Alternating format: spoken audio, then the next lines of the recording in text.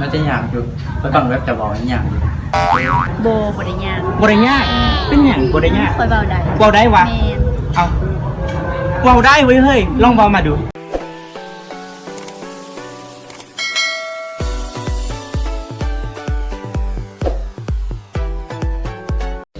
สมัยเลิกก่อนกำหูดาเรสตูดิโอเลยจุมกนเบื่อตำปอดมือสกีกับอาลิวในมือสกีนี้อาลิวจะอปโลจุมกนยอละสัมภาษณ์นักศึกษาดักมหาวิทยาลัยแห่งศาสตร์คณะวิศวกรรมศาสตร์เกี่ยวกับหัวข้อออกเสียงภาษากำมูยากบอสังเกตเรามือบอกพยายามรำยอเลย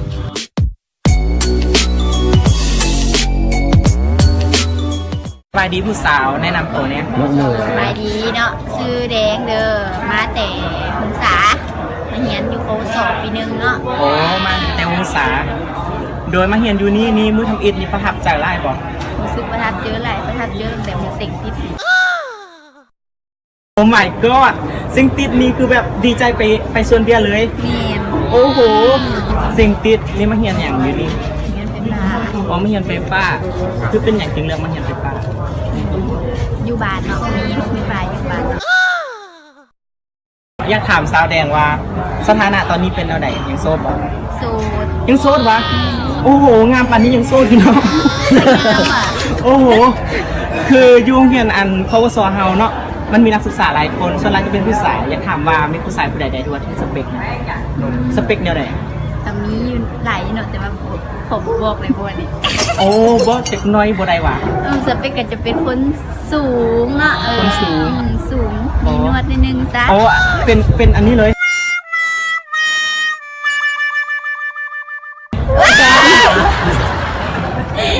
เอานี่เข้าประเด็นกันเลยคืออยากถามสาวแดงว่าภาษากำมูนะการออกเสียงยากบ่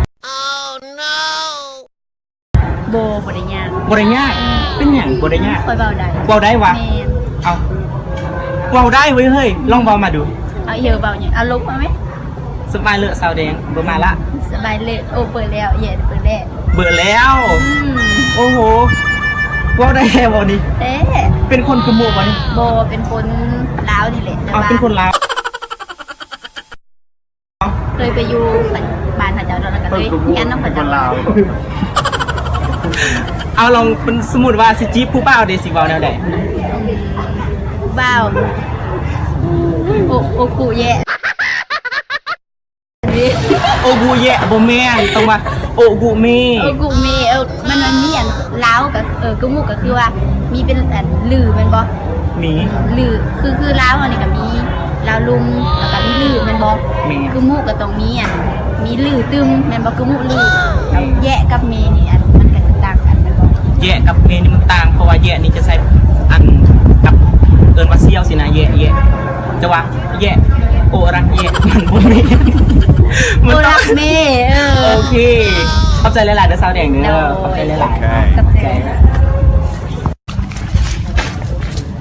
สบายดีเปล่าสบายดีข้อสัมผัสเนี่ยได้บ่ได้โดยสบายดีอันก่อนอื่นให้ผู้บ่าวแนะนำตัวแนวว่าซื้ออย่างไว้ซื้อแท็กปัญญาบุกซื้อแท็กโดยแท็กมาเหียนอย่างอยู่นี่ย่างไฟฟ้าอ๋อมาเหียนไฟฟ้ามาเหียนอยู่นี่รู้สึกประทับใจไหมเลยมันก็ดีย่างทั้งไหนเย็นๆอยู่นี่แหละแล้วว่ามันเป็นกันเองแบบสบายเป็นกันเองธรรมชาติสเปคมันเป็นเท่าไหร่สเปคนะเป็นคอยผู้มีคอยเป็นคนที่มีสเปคแล้วว่าผู้หญิงที่เขามาถ้าจริงใจออกไปเราก็หักไปคนนี้ก็พอแล้วบ่มักว่าแบบผิวขาวขายาวนมใหญ่สิบ่มักบ่บ่มักคนจริงใจถามเรื่องหัวใจเด็กมีสถานะเป็นแนวไหน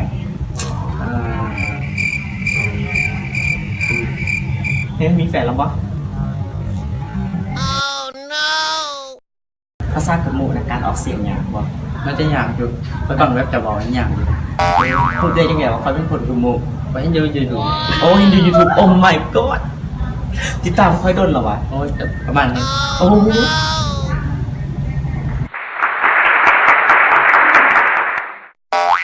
มีคำใดเดทีอันแชร์วอลใดเอียไปว่าอย่างไปว่าเอียไปว่าจ่าเด้อโจดาเพื่อว่าไม่เป็นไรโดย ดะเรสตูดิโอ ดะเรสตูดิโอ ดะเรสตูดิโอ ดะเรเรเร ดะเรส สตูดิโอสบายดีผู้สาวอยากให้ผู้สาวแนะนำตัวเนี่ยว่าซื้ออย่าง โดยซื้อยูรีมาแต่ขมวด อ๋อมาแต่คำนวณโดยแล้วมาเหียนอยู่นี่มีมือทำอิฐประทับใจบ่ กับประทับใจ โดยประทับใจเนาะแล้วมาเหียนนี่ปีเท่าไหร่หรอปีหนึ่งหรอ โดยปีหนึ่ง อ๋อมาเหียนปีหนึ่งผู้สายในคอวสเฮานี่มันมีหลายคนอยากรู้ว่าสเปคของยูรีนะเป็นแนวใด แนวใดก็ได้คะแนนจริงใจ อ๋อคือแบบมักคนที่จริงใจว่าสันเอามักคนที่จริงใจอันนี้ก็จริงใจอยู่ใดสเปคแบบอาริวปะ โดยก็มักอยู่เพราะว่าติดตามมาโดนแล้วอยู่ยูทูบ ติดตามอยู่ YouTube โดย แค่นี้ แท้ โอ้ my god แล้วมักคลิปใดเป็นพิเศษ คลิปติ๊กต็อก TikTok ตลกดี ขอบใจหลายๆเด้อขอบใจหลายๆที่ติดตามโอ้บ่คิดเลยว่าสิมีอัน FC มาติดตามโอ้ยขอบใจแต่คืออยากรู้ว่า อันการออกเสียงภาษากะหมู่นะยูรีว่ามันยากบ่ กันยากอยู่ ยาก โดย คำใดแดที่อันเจ้าเว้าได้คั่นนะ โอ้เบอร์มา เบอร์มาแปลว่าหยัง แปลว่ากินข้าว โอ้แปลว่ากินข้าวคือเดี๋ยวว่าสเต็กมาเหมือนว่า ขอยอดซื่อๆเนาะเบอร์มาแม่นแล้วยูรีคิดว่าถ้าเกิดมีผู้สู้สายมาจีบเนาะอันเป็นภาษากะหมู่นะสิตอบเขาเจ้าได้บ่ บ่ได้ แบบสมมุติเนาะบายอ้างเบลียอ้างนะฮะ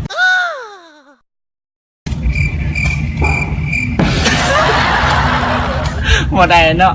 เลย ขอบใจซาวยูริหลายๆเด้อ เด้อ ขอบใจหลายๆสบายดีผู้บ่าวสบายดีนั่งหลับได้บ่เนี่ย โอ้หนังแม่หนังแม่ โอ้ได้เนาะโอ้ขอสัมผัสแน่เด้อก่อนอื่นอยากให้ผู้บ่าวแนะนำตัวแนวว่าซื้อหยังแนวใด ผู้บานคือเทคนิค8 ปีเรียนคณะวิศวกรรมไฟฟ้า ปีเท่านั้นเหรอ ปีหนึ่งหามาเข้า อ๋อมาเรียนที่นี่มีความรู้สึกประทับใจแนวใด รู้สึกว่ามีความสุขที่ว่าได้มาเรียนมาสอนนะเจอหมู่ใหม่ๆพวกนี้เลยมา ความฝันนะอยากเป็นหยัง โอ้ยเป็นนักออกแบบ อยากเป็นนักออกแบบโอ้ยอยากถามเรื่องแบบหัวใจเลยอยากรู้ว่าสเปคผู้สาวต้องมาผู้สาวแบบใด เป็นผู้สาวอ่ะ เลย เอาคอแบบ แบบ ถ้าเลือกได้ถ้าเลือกได้ ถ้าเลือกได้ ถ้าเลือกได้จะเอาแบบสูงกว่าเขาหน่อยนึง สูงกว่าเฮา ขาวหน่อยนึง อ๋อหนังสถานะเป็นแนวไหนยังโซดอยู่ โอ้ ว่า โสดว่ะโสดมาหลายปีละ โอ้โสดมาหลายปีโอ้ยเนาะไตต้นเนี่ยเนาะการออกเสียงสร้างกระมูกนะที่ตัวยากก็ จะมีส่วนยากอยู่หน่อยนึงมีบางครับ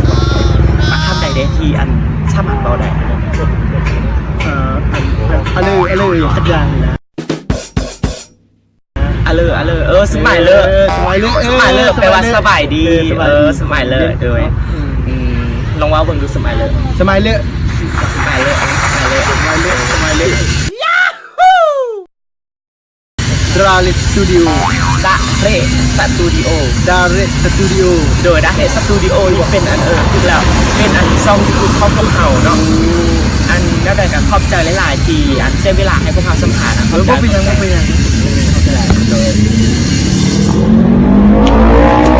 อันนี้ผู้สาวแนะนำตัวแน่ ซื้อพิมาสอนราชพงศ์ อายุจักปี อายุ18 ปี อ๋ออายุ18 ปีมาจากแข่งใดนี่ มาจากสารวัน อ๋อมาจากสารวันมาเรียนอยู่นี่มื้อทำอิฐนี่รู้สึกประทับใจบ่ ประทับใจร้าย ย้อนอย่างจริงว่าประทับใจ ทำร้าย อ๋อความหลายเอ้า แม่น เป็นอย่างจริงประทับใจเรื่องทอมเป็นอย่างมักทอมบ่ กะมาคิว โอ้มักทอม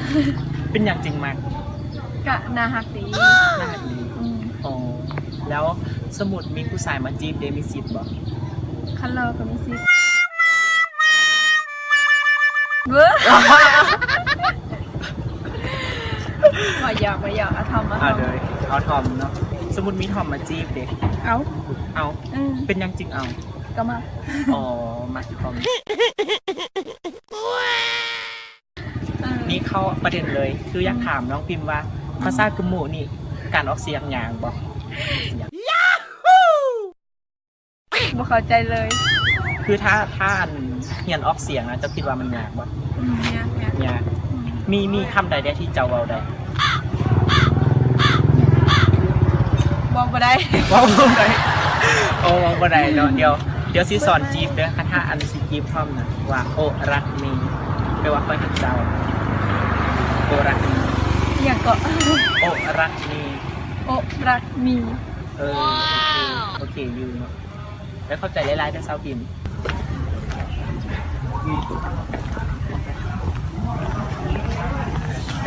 สบายดีผู้บ่าวสบายดีมันข้อสัมผัสเนี่ยได้บ่ ใช่ ก่อนอื่นให้ผู้บ่าวแนะนำตัวเนี่ย เขาชื่อเวิร์นคำเนาะมาเฮียนวิศวกรรมไฟฟ้ากำลัง มาเฮียนอยู่นี่รู้สึกประทับใจแนวใด ตอนแรกๆเนาะเข้ามาสิ่งติดกับดีใจ โอ้ แต่ช่วงหลังๆนี่มาเป็นแนวใด มันรู้สึกแบบบอกประทับใจปันใดรู้สึกว่าเฮียนนักโทษ ความฝันน่ะอยากเป็นหยัง จะเป็นสร้างไฟฟ้า อยากเป็นสร้างไฟฟ้าโอ้โหที่เลือกมาเฮียนนี่ก็คือตามความฝันแล้วเนาะ ชื่อตามของฟัน โดยว่าตอนนี้สถานะเป็นแนวใด มีแฟนแล้ว มีแฟนแล้ว มีแฟนแล้ว โอ้ยคือตัวบ่มีแฟนเป็นยังตัวบ่โสดผู้บ่สาวๆทั้งประเทศนะเขาอกหักเบิดโอ้ยเด้ต้องตอบว่าโสดไหมการออกเสียงภาษากะหมู่ยากบ่ กาโบญาปันใดเนาะเพราะอยู่บ้านมีแต่ไอ้น้องเราเถิมเนาะบ้านเฮียนน้ำเข่ากันได้นึง มีคำใดเดียวที่จะเว้าได้ มีโอรักบ้า โอ้รักบ้าแปลว่าหยัง เวลาคอยหักเจ้า แปลว่าใครเจ้าโอ้ต้องบอกกับผู้หญิงบ่ได้ต้องบอกกับใครได้ แม่นมา แม่นคือเราได้หลายภาษาแท้คือภาษาอังกฤษนี่ฟังเรียบเลยบ่ โอ้ได้ภาษาอังกฤษก็ได้ โอ้ยกตัวอย่างคำว่าบิ๊กเด้ บีมันจะออกกับยาวๆตัวเอ็ดยาว อ้าวเป็นยังไงคือเอาเสียงยาว บิ๊กหลายก้านเนาะโอ้เจ้าดีนี่ไงภาษาอังกฤษคำว่าแบบนี้เมิร์ด คือเรียกว่าบิ๊กมันเพ่นบ่แม่นว่ะ แมน ต้องเอาเสียงว่า บิ๊กบิ๊กบิ๊กบิ๊กบิ๊กอย่างนี้ โอ้โห ดะเรสตูดิโอ โดยดาเฮสตูดิโอเป็นช่องยูทูบของพวกเขาเนาะ